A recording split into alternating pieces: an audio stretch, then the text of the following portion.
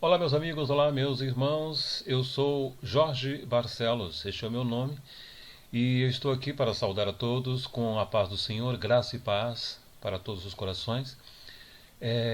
O objetivo deste canal é divulgar os estudos da Escola Bíblica Dominical para você que não pôde comparecer à sua igreja, ou você que compareceu e quer recordar o que foi ensinado. Então eu vou ler na íntegra a lição número 3, a lição desse domingo, dia 17 de julho de 2016. A nossa revista desse trimestre é esta aqui, né? E ela traz o título Desafio da Evangelização, obedecendo ao ID do Senhor Jesus de levar as boas novas a toda criatura. Esse é o tema do nosso trimestre e a lição 3 do dia 17 de julho de 2016 traz o seguinte tema: Igreja, Agência Evangelizadora. Nós vamos compartilhar então o que nós estudamos agora nesse domingo com todos os irmãos, tá bom? Eu sou membro da Assembleia de Deus, mas eu não estou aqui para falar de denominação, mas estou aqui para falar do nosso Salvador e Senhor Jesus Cristo e do Evangelho, né? E nós começamos com o nosso texto áureo desta lição. O texto áureo traz o seguinte versículo: Mas recebereis a virtude do Espírito Santo que há de vir sobre vós, e ser-me-eis testemunhas tanto em Jerusalém como em toda a Judéia e Samaria e até aos confins da terra. Esse texto está no capítulo 1 do livro de Atos, no versículo 8. Atos 1, versículo 8. A verdade prática nos traz o seguinte: a Igreja de Cristo, em virtude de sua natureza e vocação, é agência evangelizadora e missionária por excelência.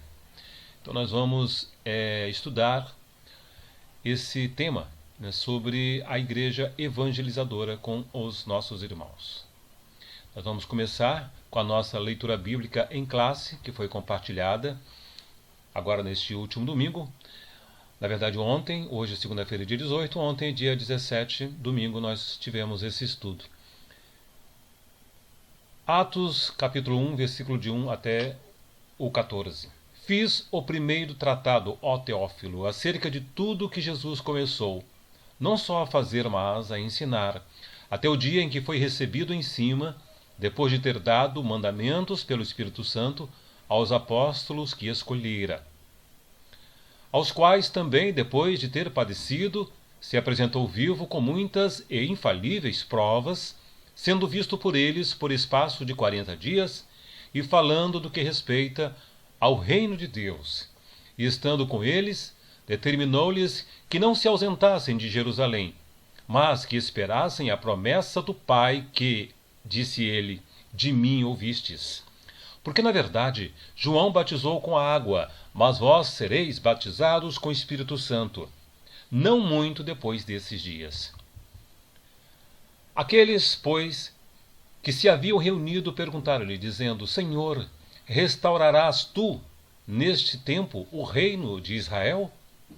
E disse-lhes: Não vos pertence saber os tempos ou as estações que o Pai estabeleceu pelo seu próprio poder, mas recebereis a virtude do Espírito Santo que há de vir sobre vós, e ser-me-eis testemunhas tanto em Jerusalém como em toda a Judéia e Samaria e até aos confins da terra. E quando dizia isto, vendo-os eles, foi elevado às alturas, e uma nuvem o recebeu, ocultando-o a seus olhos. E estando com os olhos fitos no céu, enquanto ele subia, eis que junto deles se puseram 2 varões vestidos de branco, os quais lhes disseram: Varões galileus, por que estáis olhando para o céu? Esse Jesus, que dentre vós foi recebido em cima, no céu, há de vir assim como para o céu o viste ir. Então voltaram para Jerusalém, do monte chamado das Oliveiras, o qual está perto de Jerusalém, à distância do caminho de um sábado. E entrando, subiram ao cenáculo, onde habitavam Pedro e Tiago, João e André, Felipe e Tomé, Bartolomeu e Mateus, Tiago, filho de Alfeu, Simão, o Zelote, e Judas, filho de Tiago. todos estes perseveravam unanimemente em oração e súplicas com as mulheres e Maria, mãe de Jesus, e com seus irmãos. Vamos à nossa introdução desta lição número 3.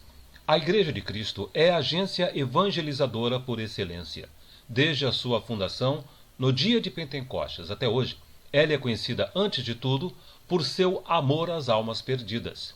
Se ela, por conseguinte, descumprir a sua tarefa básica, em breve perderá a sua condição de corpo de Cristo, reduzindo-se a uma mera organização humana. Nesta lição, veremos que, frente à grande comissão, não temos alternativa se não cumprirmos plenamente o Ide de Jesus. Nossos dias exigem um retorno imediato, ousado, enérgico e amoroso à missão evangelizadora da Igreja.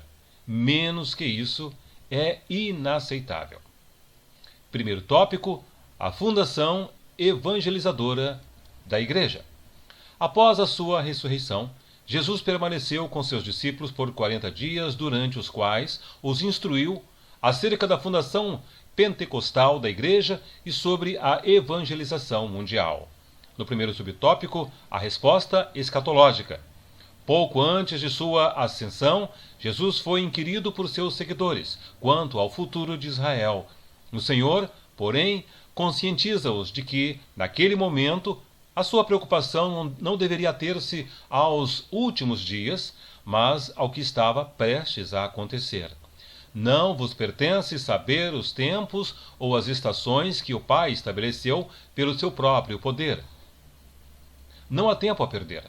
Sabemos que em breve Jesus virá e precisamos evangelizar hoje. Segundo o subtópico, a resposta pentecostal.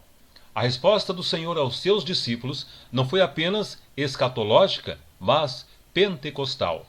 Mas recebereis a virtude do Espírito Santo que há de vir sobre vós, e ser-me-eis testemunhas tanto em Jerusalém, como em toda a Judéia e Samaria, e até aos confins da terra. Sem o poder do Espírito Santo, os discípulos jamais poderiam cumprir em sua plenitude o mandato evangelizador da Igreja. Eles teriam de testemunhar em ambientes hostis, como Jerusalém, em lugares nada amistosos, como Samaria, e finalmente até os confins da terra. Portanto, o poder do Espírito Santo era-lhes imprescindível. Terceiro subtópico, a fundação da Igreja.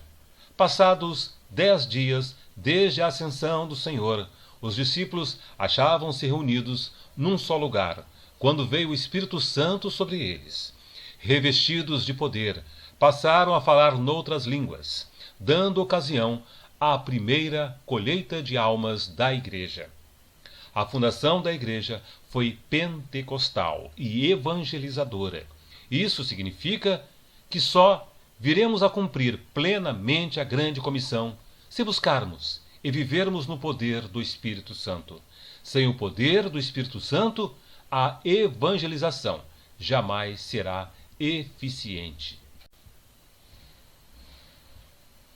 Passamos agora ao segundo tópico desta lição. A missão prioritária da Igreja. Quando a Igreja evangeliza, cumpre integralmente a sua missão, pois integralmente promove o ser humano. Primeiro subtópico, evangelização. A Igreja, tão logo foi estabelecida, saiu de imediato a proclamar o Evangelho, pois ganhar almas é a sua prioridade máxima. Quanto mais evangelizava, mais o Senhor operava sinais, prodígios e maravilhas. A oração daqueles crentes pela evangelização do mundo era tão poderosa que certa vez fez tremer o lugar onde estavam reunidos. A Igreja precisa manter o Pentecostes genuíno, sem misticismos, sincretismos e sem alvos mercadológicos. Por conseguinte, nenhum evento eclesiástico é tão importante quanto a evangelização. A Igreja deve sair às ruas, aos becos e às comunidades pobres e esquecidas, a fim de anunciar Cristo a todos, em todo tempo e lugar. Vamos agora ao segundo subtópico, missões em Atos. A Igreja primitiva não demorou a fazer missões.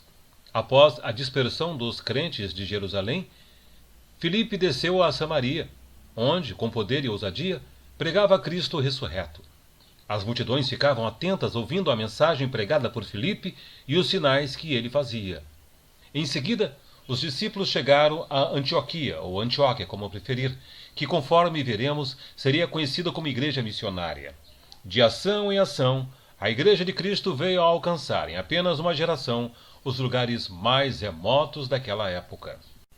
Vamos agora ao terceiro subtópico. Promoção social. A igreja primitiva encarregava-se de promover os novos convertidos integralmente. Ela não se descuidava das necessidades dos pobres e necessitados. Amorosamente a supria. Se por um lado dava-lhes o pão do céu, por outro, não lhes negava o pão que brota da terra. E isto é evangelização integral.